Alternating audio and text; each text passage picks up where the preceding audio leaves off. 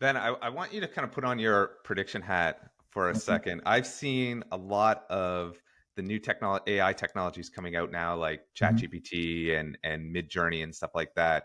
And I, I'm kind of curious to hear like your perspective on how this is changing the game for digital executive protection. So, our CEO is actually in here right before the podcast. We had this exact conversation of we're targeted every day. We as a privacy company get phished or get probed all the time, and some of them are pretty good, right? I mean, even to us, a quote unquote, subject matter expert in the industry, we'll even take screenshots and send it to each other and be like, get a load of this. Like, what do you think? You have to actually really look at it. Um, so it is substantial, and it's only going to get worse. However, I'm a firm believer that with every advancement in AI, and I support advancement in technology and AI, but we have to have an equal or parallel security measure in place, right?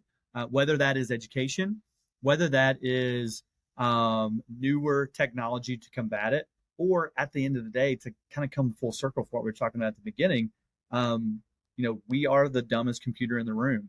At the end of the day, you can have a very secure, a robust security plan, but if it's the human is the endpoint in this discussion, and you're not making good, healthy digital hygiene decisions, it's all for it's all a moot point, right?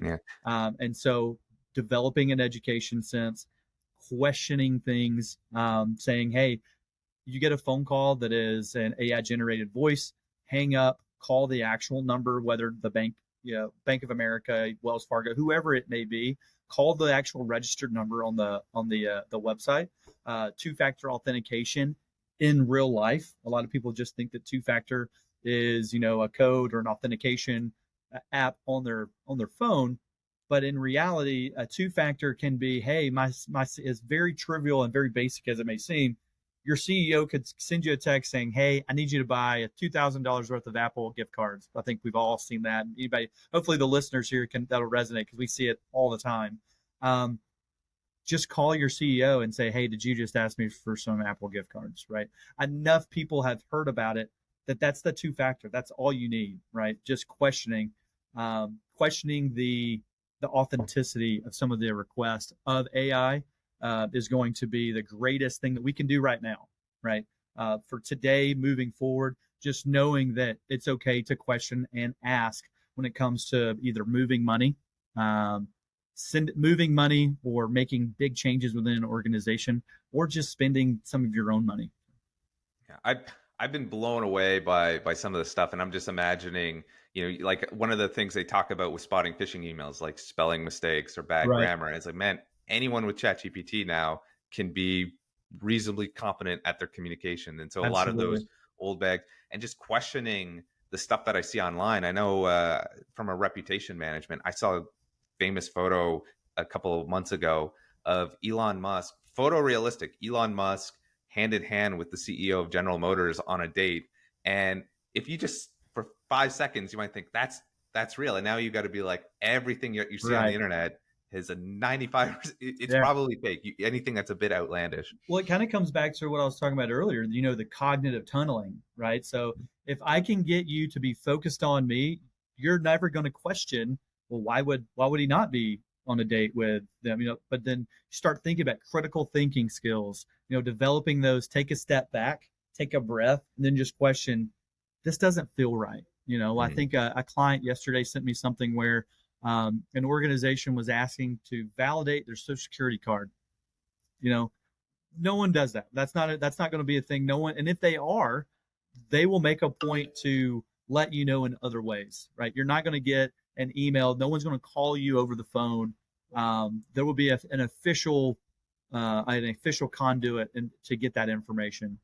So again, I think getting back to that, the AI is just taking a breath, take a step back, evaluate it, say, does this really make sense? Taking that extra 10 to 15 seconds will save you 10 to 15 days, if not months, if it becomes some sort of ransomware attack. We've seen that. So All right, Ben, we're coming up on all the time that I Yeah. promised to steal from you today. Yeah. What's the main takeaway you want listeners to remember from our conversation? All right. Main takeaways. I think I'll do two. I'll do a macro and a micro. Macro is become aware that you wouldn't give your like a stranger on the street the keys to your house, the keys to your phone, or the keys to your car, and say, "Hey, hold on to these for an hour or two, maybe a day. I'll be back." So don't trust them with your devices, right? Be aware of where you're plugging in your phone. Be aware what you're connecting your devices to, because at the end of the day, um, think about how much more damage someone can do to you reputationally. Let's think of text messages, phone or pictures, emails, and then also your bank account that can be accessed on your device.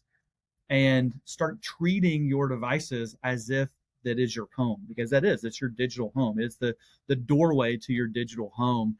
And then on a micro level, I always get a kick out of this when I'm working with clients is there's no such thing as security question police. So never tell the truth, right?